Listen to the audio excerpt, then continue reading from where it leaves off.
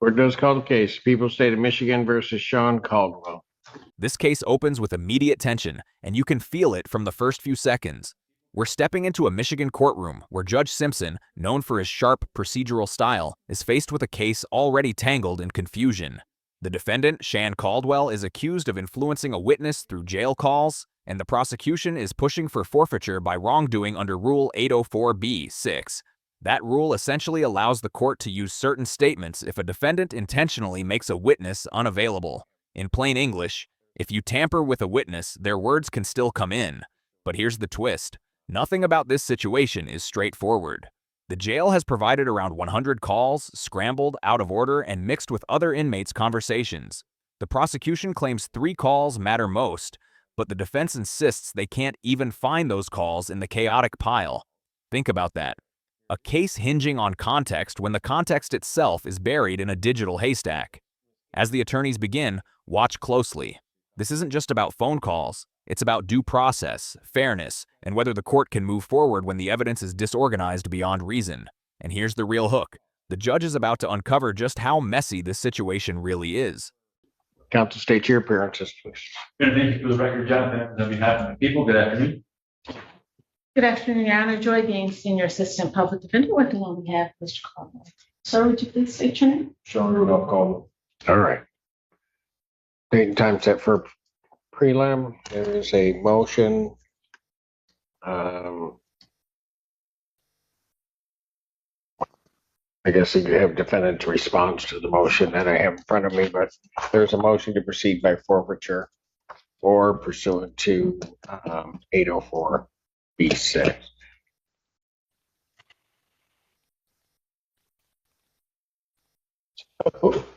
So again, I just want to make sure I've got this right. So if the prosecutor points out 3 calls, says here are these 3 calls. Defense counsel can't double check those 3 calls, or as Ms. Gaines is trying to do in this case, give context to those 3 calls. She may not be disputing the calls at all, but she can't give context to them because in this mass of 100 calls, she's got to find those calls because they don't come over in order. Right. I mean, they don't come over in some chronological order. Not that I can ascertain. Judge Simpson is drilling into the core problem here. The calls are delivered with 0 chronological structure, making it nearly impossible for the defense to understand what happened and when. This isn't a minor inconvenience. This strikes at the heart of the Sixth Amendment right to effective assistance of counsel. How can a public defender defend her client if the evidence arrives like shuffled puzzle pieces from 10 different boxes? The judge's questioning exposes something deeper. The system delivering these calls isn't built for courtroom accuracy. It's built for storage, not sequencing. As Ms. Gaines tries to explain, some calls aren't even from Caldwell's number, and some are in Spanish, clearly belonging to other inmates or acquaintances. That means the defense has to listen to everything to determine what is even relevant. Audience question: if you were the defense attorney, would you trust the prosecution's 3 cherry-picked calls without first reviewing the entire batch? Because the judge sure wouldn't, and he's signaling that loudly here. This moment sets the tone for the conflict ahead. The prosecution wants efficiency, but the defense is demanding fairness. And the judge? He's stuck trying to referee a broken evidence delivery system. There's nothing that seems to me that there's any crime. I see you shaking your head, Ms. Gaines. I just want to be clear. So if you click on the first link, that could be a call from, and then you click on the second link, those calls may be unrelated to, like, they're not chronological. It may not be that next call. It could have been a call way before. And as it's stated in their motion, that, and I believe that this is common, that people, because they may only have so much money or whatever, use other people's numbers. There are clearly at least 2 that I'm certain are not Mr. Caldwell. But again, and Are not Mr. Caldwell. and this is Caldwell. I'm certain because it's a Spanish-speaking couple, and he's not. So that's in there too. And so because they're pulling from His pen. or I'm not sure, but whatever it is, because of the sharing, there are things that are completely unrelated to the case. All right. Besides the. So even if I were right now to try to fashion an order to say provide the date and time for the calls that occurred within this particular date range. You'd have to go back and do that. Yep. And then get them to Ms. Gaines. Do you know the date range? I do not know the full date range. I'm assuming it's from the time of. Well, If the rest to our September 19th court date. But and you would need all of those to place context, is what you're telling me. How long is it going to take you to do that? For all, if I may just, I see the court's point, if I may just elaborate my point of view on it. Sure. Our motion makes mention of 3 calls up to August 15th. I think that August 15th, maybe a couple days thereafter, would really be the focus of, was there any wrongdoing from August 5th to August 15th, 17th? I think that's shorter. Here the prosecutor tries to narrow the scope, presenting what sounds like a reasonable solution. Focus on the period between August 5th and August 15th, when the alleged wrongdoing might have occurred. Strategically, this is smart. It frames the issue as small, manageable, and clearly defined. But the defense immediately challenges that framing, pointing out that the subpoena wasn't until September 19th, more than a month later. This is legally significant. To prove forfeiture by wrongdoing, the state must show intentional interference with a witness's appearance. But if the calls are far removed from the court date, the defense argues they may have nothing to do with influencing testimony. And that's a powerful counterpoint. This section highlights a classic courtroom clash. Prosecution simplifying to strengthen their case, defense broadening to introduce reasonable doubt. Both sides are technically correct, and that's exactly why Judge Simpson is struggling to set boundaries. Engagement question: do you think the court should limit the review to 10 days of calls, or does fairness require listening to the entire month's worth? This tension, efficiency versus constitutional fairness, is what pushes this case toward its boiling point.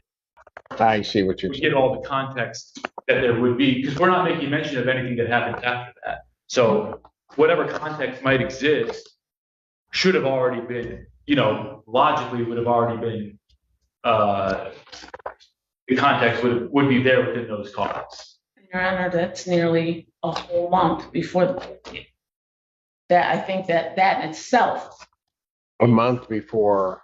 for the court date where she was subpoenaed, Mrs. Caldwell was subpoenaed to appear on September 19th. How can we take a couple of phone calls I see. when it's more than a month before she's actually? What's your date range?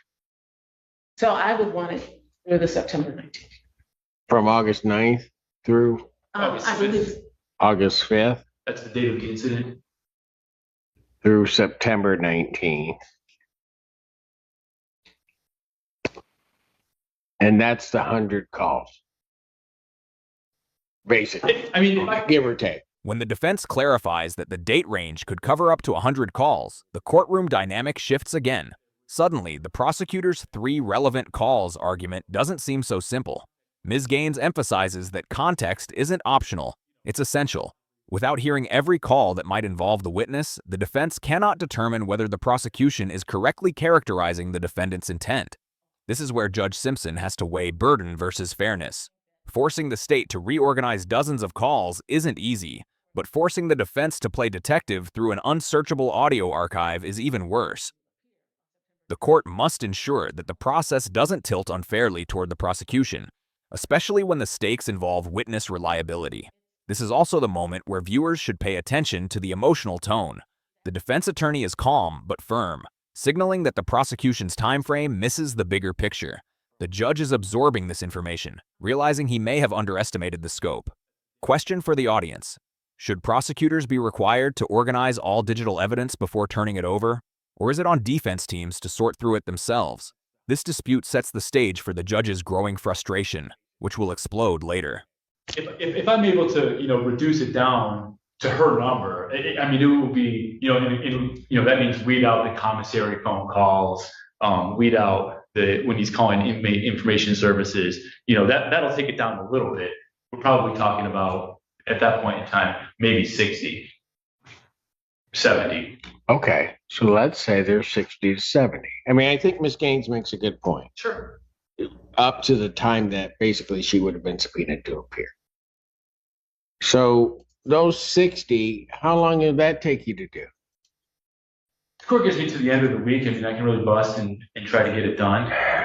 And then once that happens, then you, Ms. Gaines, have to listen to them, right? Formulate. Okay. All right. Yeah, again, I would argue that, this is information that we should have been provided from the beginning. And that.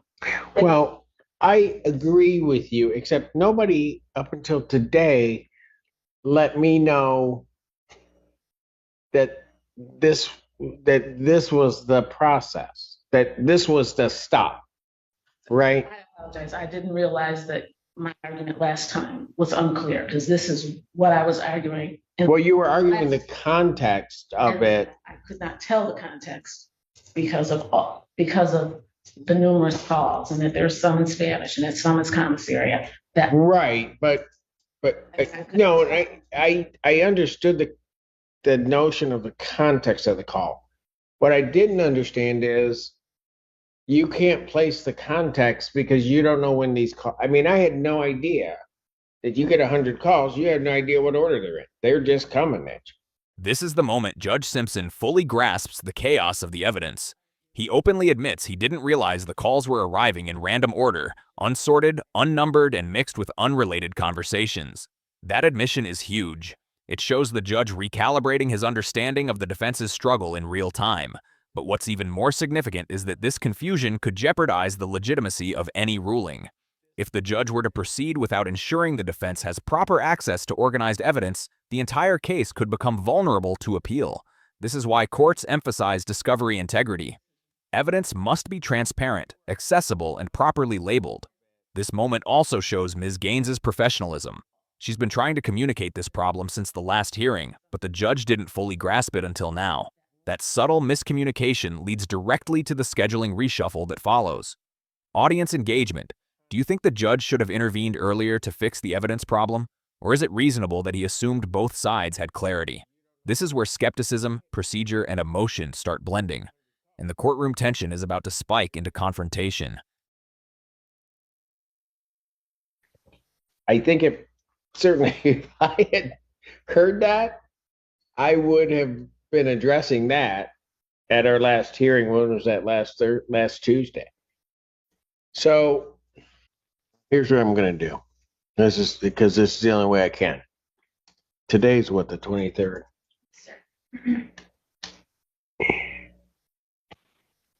You need to get those done, and I'm not saying by the end of the week. I'm saying by the 26th, so that they're in Miss Gaines's hands. The 26th is about 3 days from now. By the end of the close of business Thursday, they need to be in Miss Gaines's hands. Miss Gaines is then going to have, and I'm just splitting the time frame in half. That's all I'm doing, folks. There's no magic to this. Then that way Miss Gaines will have the 27th, 28th, 29th, and 30th. And at some point, she has to kind of communicate with Mr. Caldwell about what she sees, so that, because he's going to, and I don't know this for sure, but he's also going to be giving context to what these calls mean with her. But she doesn't even have the order.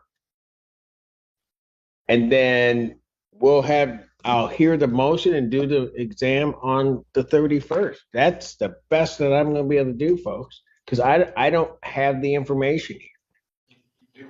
Is listening to those 3 calls. We just went through these yesterday. The phone call. Sir, you got your law degree where? Where'd you get your law degree? Because you got one of the best attorneys in the county standing there next to you arguing this case, and you want to argue it yourself. I'm just saying we have it. Well, if you want to argue it yourself, then I'll not pay attention to what Ms. Gaines said, and then what I can do is I can grant their motion and we can proceed right now.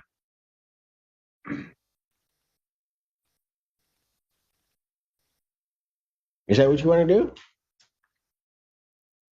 I mean, that's about the most unfair thing that That would be unfair, which is why I'm not doing it. why are you threatening me with an unfair? Because I don't know why you're talking to me. And here we hit the explosive moment. The defendant interrupts, challenges the judge, and pushes the tension past the breaking point. Judge Simpson, known for maintaining tight courtroom control, immediately warns him, and the defendant fires back with, "Why are you threatening me?" That line is the spark that ignites the contempt ruling. Legally, contempt isn't about punishment, it's about preserving courtroom order. When a defendant openly challenges the judge's authority in the middle of a procedural discussion, that's a direct disruption. The judge gives multiple warnings, but the defendant continues talking over him. At that point, contempt is almost inevitable. This moment is dramatic, uncomfortable, and extremely telling. It reveals not just frustration, but a breakdown in trust between defendant and judge. The judge even reminds him that he has a skilled attorney, yet the defendant insists on speaking for himself, undermining his own position. For the audience, do you think the judge acted too quickly here, or was contempt the only tool left to regain control? This is the emotional climax. Authority, defiance, and raw frustration collide, and the courtroom atmosphere turns electric.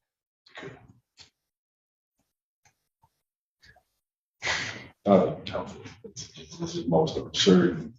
Okay, all right. You're gonna come this close to contempt, so I'm gonna tell you just to be quiet. I'm 30 days. 30 days. He's got 30 days contempt. I told him to be quiet. He can keep talking if he wants. You want to keep talking? You want to keep talking? You want to answer your question? You're asking me questions. Mr. Collins, please. Why do you want to answer? He's got 30 days contempt. Take him out. I've given you the schedule. That's what we'll do. This is adjourned to the 31st. Yeah.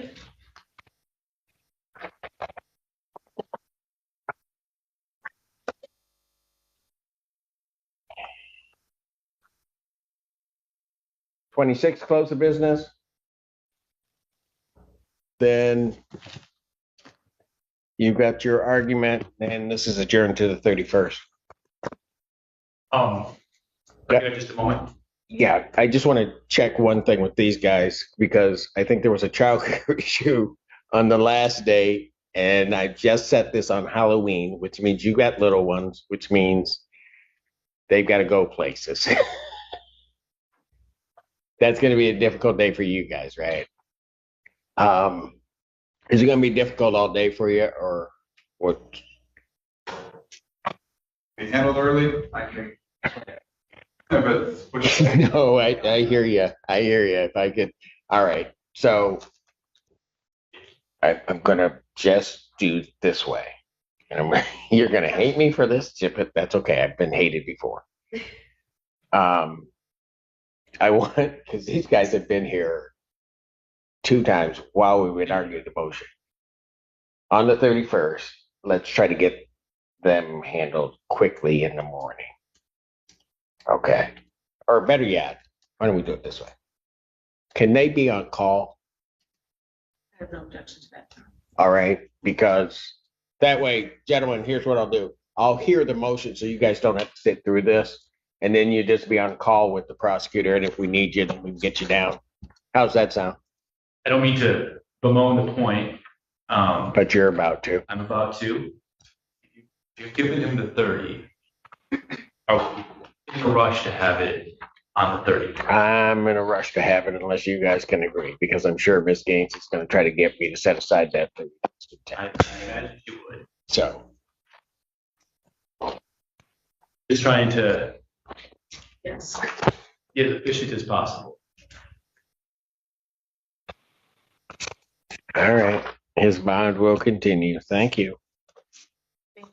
Now that the dust settles, the judge finalizes scheduling, addresses logistical concerns, and ensures that both sides have a realistic timeline to review the call evidence. Importantly, despite the earlier outburst, the defendant's bond continues, which shows the judge is trying to balance discipline with fairness. The upcoming hearing on the 31st will determine whether the prosecution can use those jail calls under Rule 804(b)(6), a decision that could reshape the case entirely. This hearing highlights 3 major legal takeaways. Discovery organization matters. Evidence isn't useful if neither side can make sense of it. Context is critical. Partial calls can dramatically distort the story. Courtroom conduct has consequences. One interruption changed the entire tone of the proceeding.